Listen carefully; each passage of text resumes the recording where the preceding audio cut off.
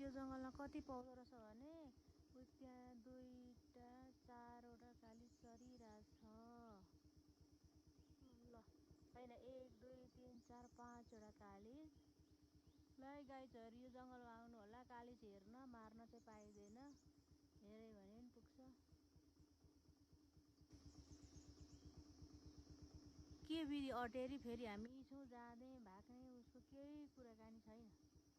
चरिरहेछ ए कतिवटा 1 2 3 4 5 6वटा 5वटा एउटा उताबाट जान्छ